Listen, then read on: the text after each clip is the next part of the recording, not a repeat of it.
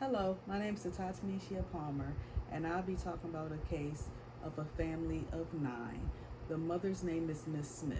Miss Smith has 8 children, 4 children under the age of 18 and 4 adult children. The family crisis is that Miss Smith has a neurological condition in which she doesn't maintain medical treatment for like she should. Miss Smith is also unemployed due to her disability. She used to be a school bus driver, but because of her neurological condition, which is a family trait that runs in her family, she can no longer do that. The other crisis that is happening and the other factor in the home that is happening is that the home that the family lives in Riverside is infested with roaches, and the family can no longer live there. The family rents the home from a slumlord that lives in New York City. The woman doesn't come to fix anything, but the family is paying rent through Section 8. Mother does not have, I would say, authority over the home. Her adult children basically run her life. The reason why the case came to me through Say Yes Buffalo, which I work for, it came through CPS and was referred to me because her son got mad at her adult son, because she wouldn't give him any money. So he called CPS on her, which really made no sense. And he made up all these allegations and said she was endangering his younger siblings, and that's how CPS came out. So this is how I got involved. So the crisis is, number one, mom's lack of medical attention, because she can't keep her doctor's appointments because she doesn't have the money to pay for transportation because she doesn't have a car. Number two, the family living situation. They don't always have a running water. They can't always have things to eat. I give them referrals to pantries, but she can't always get there. And number three, her lack of authority. Her children run over her. When I don't come in the house because of the roaches. When I come in the hallway, there's garbage, there's filth there, and she doesn't tell the older children or the teenagers to pick it up because they don't listen to her. So she's trying to pick them up, and it's hard for her to walk because of her condition. So these are all factors that contribute to the crisis. What other factors the client dealing with? The client is dealing with not having money and financial stabilization in the home because she cannot get a job. She also lost her Social Security disability income because she did not recertify. I'm also thinking that mom might have some limitations educationally wise, and more intellectual wise, because when I had to see the family twice a month and necessary more than that. So when I go there to see how things are going, I will give her a list of things that need to be done to help the family. The children have to have physicals. She hasn't done that. I told her she needs to recertify with her Social Security disability. She hasn't done that. I remind her that she needs to go to her doctors.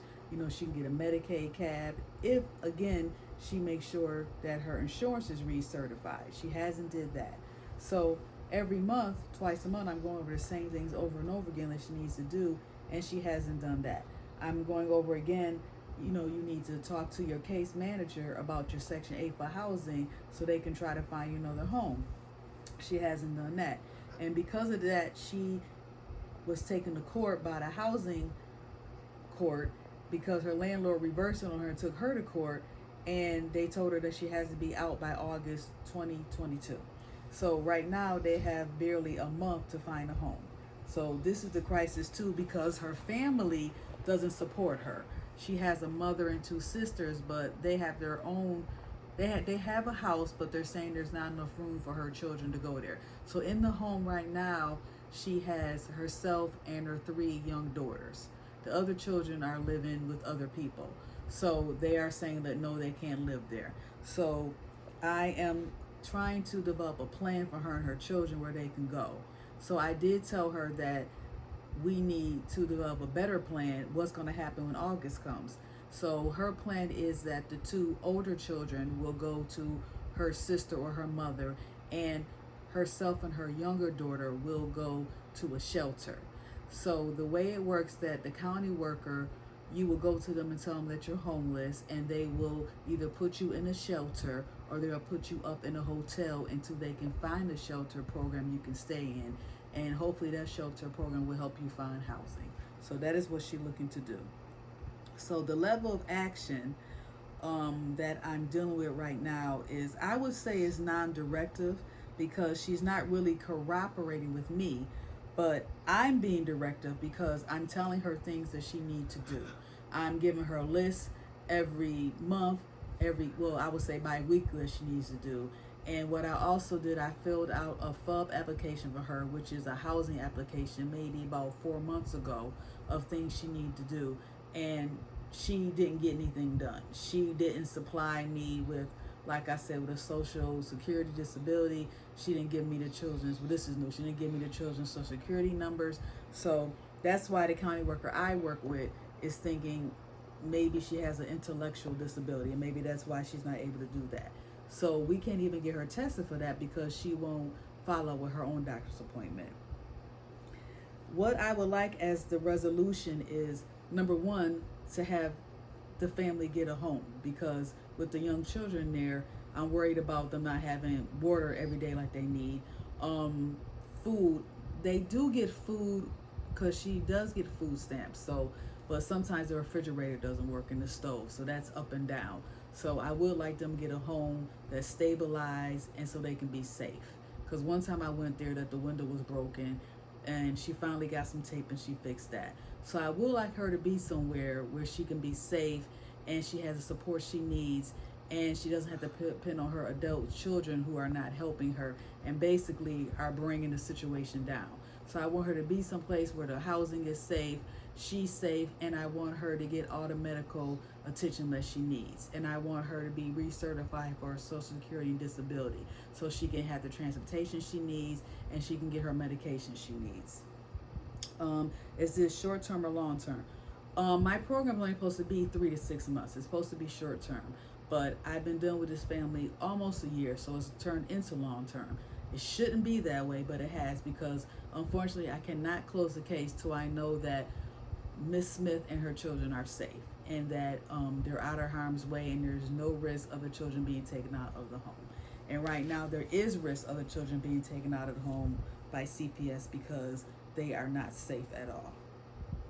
What factors exist to increase the likelihood that this crisis will occur again? There's definitely a likelihood, because as of right now, and what we're looking at is in August, the family will become homeless. And what is going to happen to this family? Where are they going to go? I do not have an answer for that. And I'm very worried. The only good thing is that the children do attend school, all three of them, every day. That's because the school bus comes to get them. So they do attend school. All the children did well in school this school year, and none of them have to go to summer school. So that is the only good thing. And there's no behavior problems, and the school doesn't report anything. They don't have any concerns, because I do check with the school. And none of the children have any mental health concerns, so none of that is happening. So that is one good thing. What factors could prevent this crisis from occurring? What factors could prevent this from occurring is they have a stable home. Mom gets financial security. Mom is medically stable. And mom finds support. I was also looking to get mom a parent advocate, but since the COVID, it's been really hard to find parent advocates. They used to have a parent advocacy center, but the COVID has shut a lot of that down, and we really don't have a lot of that. I've also been trying to find different housing programs to help her with. There used to be one at Catholic Charities, but that's also been a barrier. That hasn't happened. But from another client that I have, she told me about one at the Buffalo Urban League. So I did give mom that information last week, and I did tell her that she just needs to go sign up for it. But when I sent her the information, I just left her home and I texted to her because her phone always doesn't ring. That's another barrier. So every time I call, it hangs up on me. So I constantly have to text her back and forth and wait for her to get back to me. and sometimes she doesn't get back to me. So I text her. I just left her home about 20 minutes ago. So I text her and gave her the information, and then she texted back. She texted back 4 hours later. She said, "Oh, I wish I would have looked at this sooner. I just left from downtown." So that was kind of difficult, but she did get the information. So 2 questions that I do need input with are: how can I get this mother to see the importance of recertifying her Social Security disability form? The next thing is, because that's really important, that's really the financial situation that we need rectified. The other thing is, how can I get this mother to be the authority figure in her home? How can I get her to understand that she needs to take charge of her home? She needs to be the authority figure in her family, not her older children. And to also not allow her older children interfere, so she won't end up in a crisis situation again with CPS that could potentially get her younger children taken out the home. How can I make sure that she understands that she needs to put limits and boundaries with her older children, and to make sure that they don't start living with her again? Because that was the other thing too as well. I probably didn't mention that, and I apologize for that. The older children were living in the home, in and out the home, after after the older one called the CPS on her. He was living in the home as well too. So that's another negative situation for her. After you got CPS called on me, then you wind up living with me. So with no job, and was not able to contribute to the home financially. The other thing is, we also need to make sure that mom is medically stable. We need to make sure that she has transportation so she can get to her appointments. And we also need to make sure that the children are able to get clothing for school. They do have clothing, but just to make sure that they can. Because during the Christmas season, mom was not able to buy the children any Christmas gift, and our agency does adopt a family. So I was able to get the family adopted, which your agency adopts certain families with situations. So I was able to do that. So she was able to give the younger children a Christmas. So she was very, very happy with that. And then I also told the agency that they needed food cards and different gift cards. So we got some of those for them, any grocery stores they might need. So she was able to get some of those needs as well.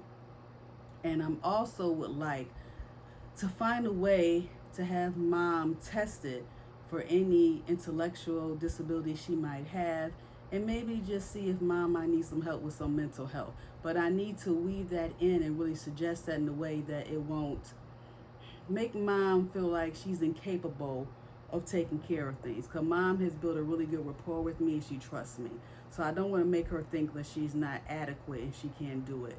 But mom needs a lot of help. But I want to assure her that she can take care of this herself. And I really think that's it. But the main thing is to get the family a home that's stable. So I need help with that.